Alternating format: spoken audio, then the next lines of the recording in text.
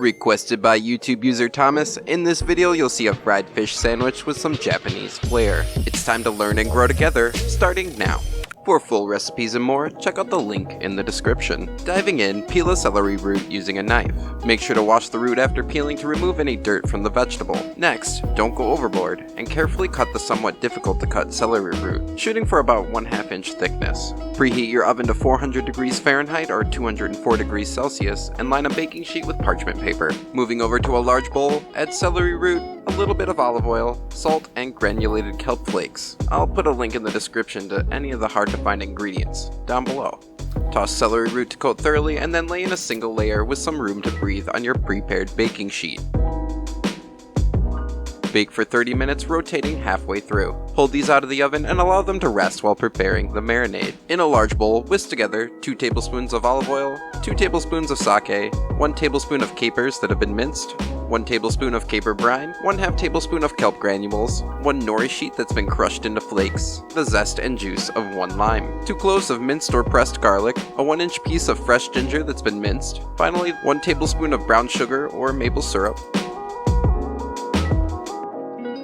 Place the now slightly cooled celery root into the marinade and allow it to rest refrigerated for at least 6 hours. While the celery root gets to know the marinade, let's make what I'm calling a Tatsuya Slaw. Tentsuyu is a sauce traditionally served with tempura alongside grated daikon root and ginger.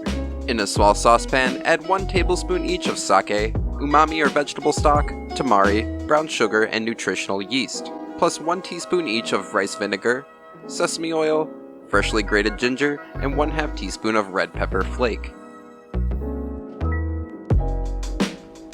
Bring this to a simmer to cook out the alcohol and then set aside. Moving on, to a medium-sized bowl, add 2 tablespoons of vegan mayo. Whisk in our now cooled mixture from the stovetop and then add in a little bit of lime zest and lime juice to taste. Add in 1 thinly sliced green onion with 1/2 tablespoon of minced capers. Next, finely grate in a 2-inch piece of daikon root. Give this a good stir, and to finish it off, add 4 cups of shredded cabbage. I used 3 cups of red cabbage and 1 cup of savory. Just use what you can find at the store. Mix well until combined and then place in a sealed container and refrigerate with your celery root. A special thank you to Thomas for submitting this request, and remember that you too can submit a request down in the comments.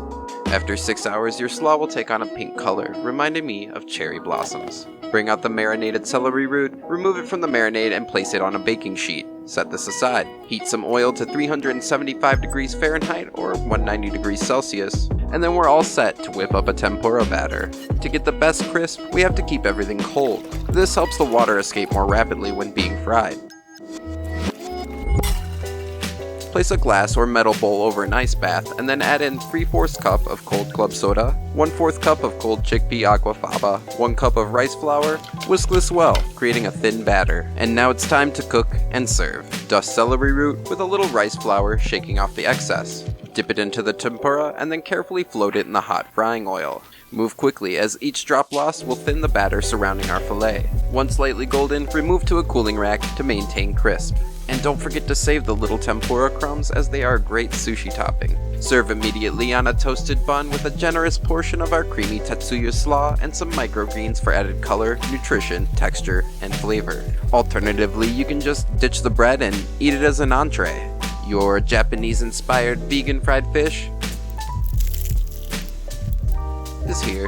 I hope you found this video useful. If you did, make sure to give it a thumbs up so that it can grow and help more people. Have you ever tried vegan fish before? And did you like it? If you're new to the Veggie Nerd, my name is Eric. I'm a vegan chef creating diet-restricted content as well as some occasional nerdy recipes. To empower your self-care through food, make sure to subscribe so you don't miss out on any future content. Our cooking adventures don't have to stop here. If you'd like to see how to make your very own umami stock, click the video on the screen now to check it out. Thank you for hanging out with me, and I'll see you in the next one.